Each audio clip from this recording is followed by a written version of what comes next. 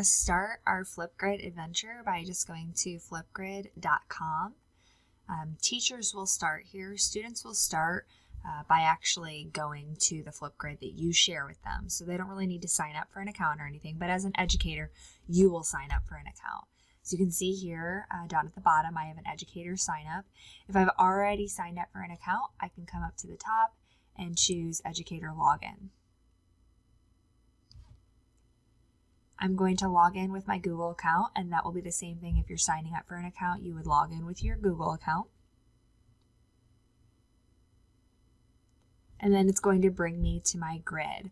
So we're going to do a big tour of all the things that Flipgrid has to offer, but I will preface this video by saying that Flipgrid is updating constantly. So if you're watching this a few months after the month of July, there might even be newer updates that have been made available in Flipgrid. But just the basics to get started in here. A grid is where you're going to house all of your topics, and topics are the things that students will actually participate in. A grid could be for each of your class periods. You might have a grid, or you might just have an entire grid for the school year. So let's look at creating a grid. So I'll come up here to the top and choose Add Grid. I'm going to add a name for my grid. So let's just say I'm going to do mine by class period. And then for our 2nd through 12th grade students, we can choose this school email. That's going to be our best option.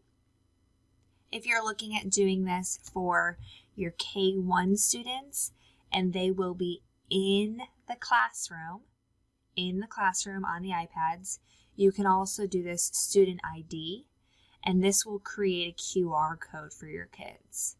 You can do, for the K1 students, you can do school email, but just know that they would have to log in with their Google account, whether they're on an iPad or at home. Now, this school email option works no matter what building they're in, and it will work the exact same each time. So this might be a good option for this school year, given that we don't know exactly what our schedule is going to look like. And then down at the bottom here, it's going to give me a random code with some numbers at the end. I can always change this. So maybe I am Margison, and I'm going to be teaching at Klondike Middle. So Margison KMS. I can do that one, and then I'll click Next. So it wants me to add our school emails. So the first email address it's going to pull is mine. So it'll actually add my email domain as a teacher. And then I'm also going to add the students. So tscstudents.net, and I'll click Tab, and then we'll add that TSC Students email domain. And then my grid is ready to go. So I've created my grid, but I haven't actually added any topics to the grid yet. So let's look at adding the topics. Typically when I'm sharing with students, I don't share a grid with the kids. I could share the grid right up here at the top, but I actually like to share individual topics with them. It helps them stay a little more organized.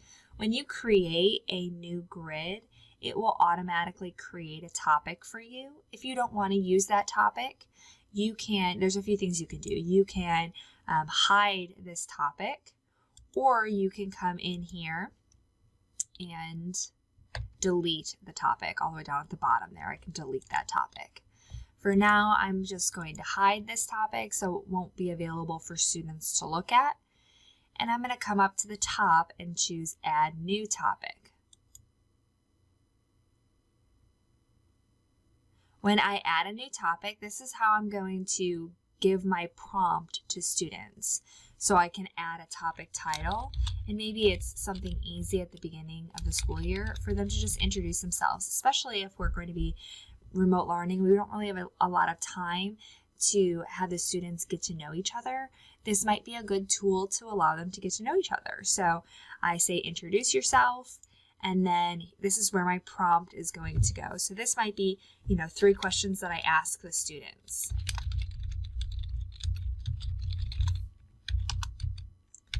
So question 1, question 2, and question 3.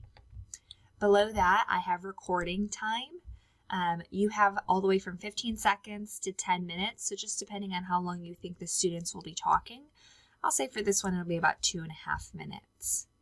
Video moderation is going to allow you to review the videos before they actually come in from the students.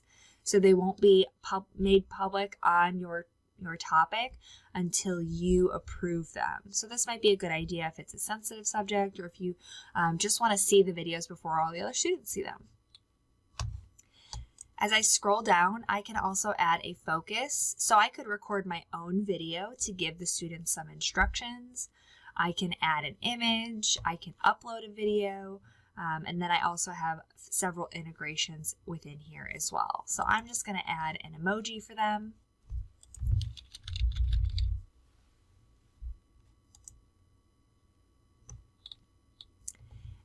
I can choose more options. We're not going to get into that today, but that does give us more options in terms of feedback for the kids and so on. And then I'll click Create Topic. So now I'm ready to go. My topic has been created. It can be shared with students. There are several options for sharing. I can copy this URL and paste it in my Canvas account, on Google Classroom, in an email, however I'm going to share it with kids. If they are in my classroom right now, and maybe this is going to be an activity that they'll be walking around and doing, then I can actually download a QR code that will go directly to this topic. Or finally, I can share directly to Google Classroom right from Flipgrid as well. It will give me some prompts to create an assignment or an announcement or material inside of Classroom. It'll ask me, which class do you want to share to, and so on. So this can all be done without ever having to actually go into Classroom.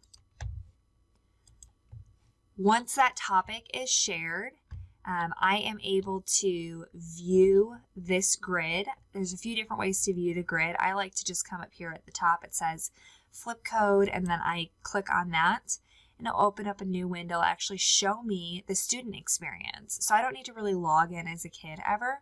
I can see the student experience right from my screen. So if my students join, or they click on the URL for our Flipgrid to join it, they can click Login with Google. We do recommend requiring login because we want student data to be private. If we do not require a login and our students are under 12, that's putting their safety at risk there. So now they're in this Flipgrid, and they can see I've got my little rocket ship. Here's where my prompt would be. And they're going to continue to scroll down, and this green button is where they're going to go. Now this experience is very similar if they're on a Chromebook, on a laptop, on an iPad, on a phone. Most of the applications are going to look the exact same. So they're always going to be looking for this green button no matter what device they're on. And then I'm going to click that green button.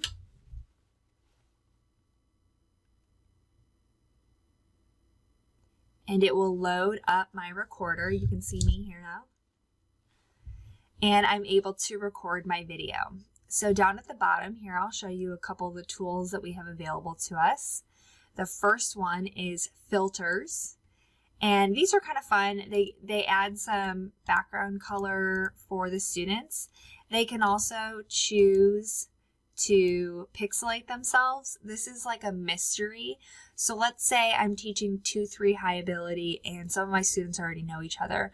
So maybe I'm going to have them do like a mystery. They have to guess the classmate, or I can have no filter at all. We'll go with this pretty filter here. Then I can add text to my picture. So I've got a few different options for text.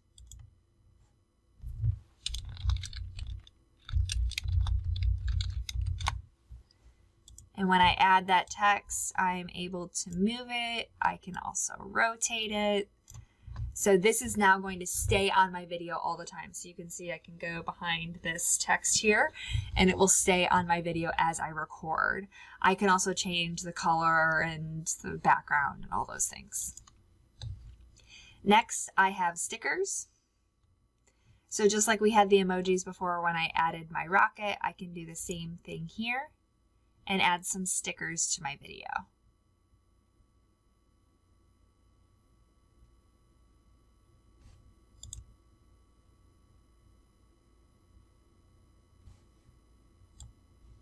I'm able to resize the stickers and again reposition them so that they work well for me in my video. The next option is actually going to get rid of some of the things that I've already done here, but they do have a whiteboard option. So students would be able to use their cursor and use a whiteboard there. And I can also choose to add a photo sticker. This is kind of nice because maybe like a kid took a picture of something and then they're going to explain the picture in their video. So they're able to add a photo sticker onto their Flipgrid. So I added my sticker here. I'll just put it down here at the bottom. All right, so I think I've added enough things to my video, but I can add a bunch of different things in there and then students are able to record their videos. Up at the top here, I can show the topic. So if I forget what questions my teacher wanted me to answer, I can show the topic there. And I can also add some sticky notes. So maybe there were 3 questions and I'm going to specifically answer those questions. I can actually add my answers in here and it's almost like a teleprompter then.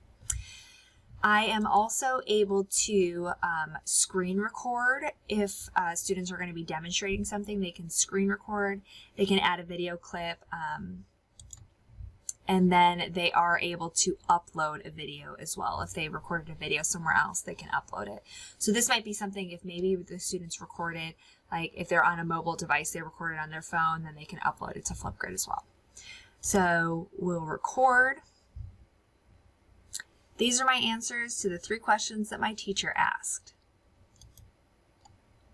So nice short little video there. I'll click next. I can review my video.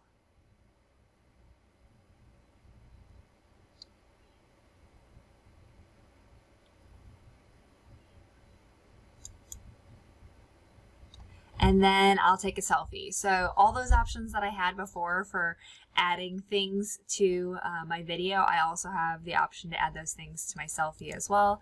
We're going to pixelate ourselves this time. See if we can get something.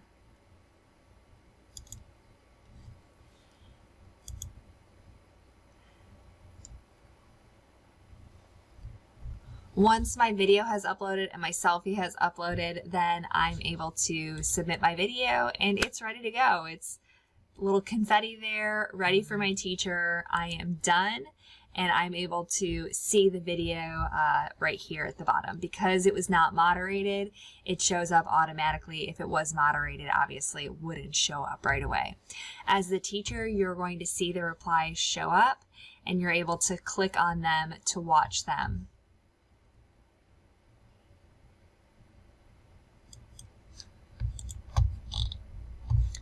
So going back to our grids, as you can see, you can have multiple grids going at the same time.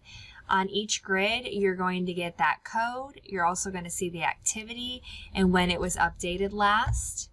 If a student, let's say a student did submit something that you would like to hide from the other students or you don't want them to share that with their classmates, you are able to come in here just like I did with my topic before. I'm able to hide a student response and it will not show up on the grid anymore. I don't have to delete it, but I am able to hide that student response. So let's just talk about a few other things that are available within Flipgrid. One of my favorite places is the Disco Library. And this is going to give you just a good idea if you're looking for inspiration within Flipgrid. You know, how do you find activities for your students to do in Flipgrid? What if you're not really sure where to start? So there are a lot of different activities that are already available for you and for your students. You can see Epic has a whole section, Breakout EDU, Code, Tinker, Wonderopolis, and so on. You can also just browse the Disco Library to see what other things might be available. So if I click on an activity, I'm able to watch what prompt this teacher has. I'm able to see what questions they might ask.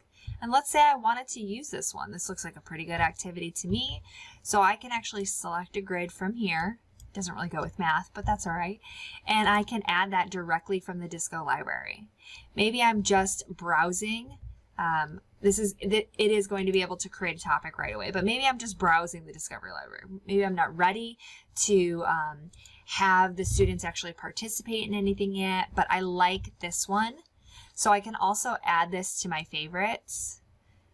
And when I add it to my favorites, the first question is always, okay, well, where does that go? So when we scroll down here, if you look at featured disco playlists, one of the top ones here will be my favorites. And that will allow you to access the topics that you have actually favorited within here. So you can see now these are the 3 favorites that I have. The next option up at the top is Grid Pals. And this is similar to, we've done mystery Skypes before in the past. And that's kind of what this is like, but it's all through Flipgrid. So you're able to actually look for other educators in your area to connect to. And this might be a great activity for this year. All those green plus buttons are educators that want to connect with you and have your students actually be like pen pals, but all over Flipgrid. Next, we've got mixtapes, and mixtapes, I'd like to describe these as like greatest hits for your students. So let's say Tyler has been reading. Every week I have the students do a Flipgrid where they read out loud to the class, just a section of a book maybe that they were enjoying. And I want to show Tyler's progress over the school year. So over all of my grids, if I look for Tyler's videos, so let's say my video that I just did was a video that Tyler did. Wrong one. So I'll open this Flipgrid here, and over on the side next to actions, I can say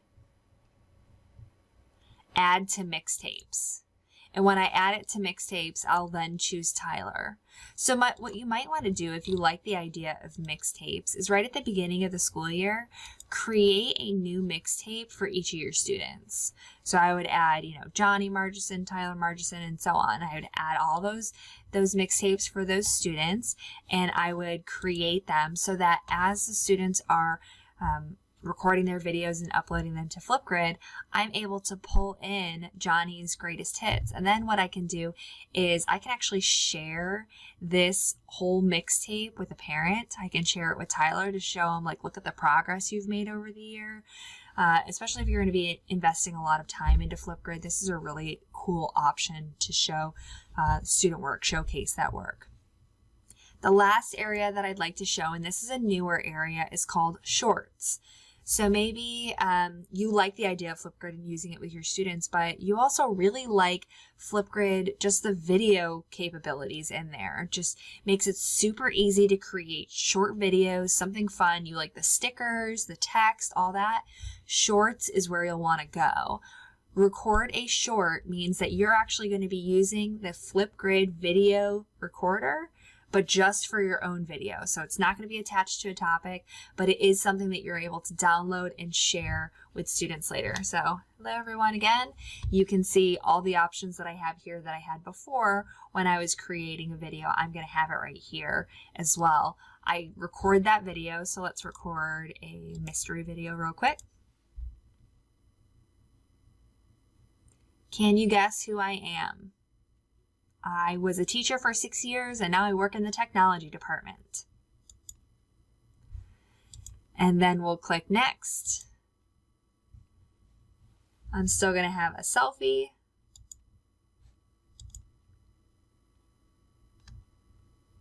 And then I've got this short right here. So then what can I do with this short? What I'm able to do here, I can copy it. I can share it as a QR code. I can download it. I'm able to embed it. I can share it via Classroom. So I can do everything that I could share before. I can also share very easily with Shorts. And these are not attached to Flipgrids. It just allows you to use that awesome Flipgrid camera and video creator to create just little short clips for yourself and for your students. And that is it for Flipgrid. If you have any questions, obviously you can contact our Connected Learning team. We hope you enjoyed this tool. This is definitely something that we think you will want to invest time in over the coming school year. Thanks for watching this webinar. As always, if you have any questions, you can contact the Connected Learning team at clteam@tsc.k12.in.us.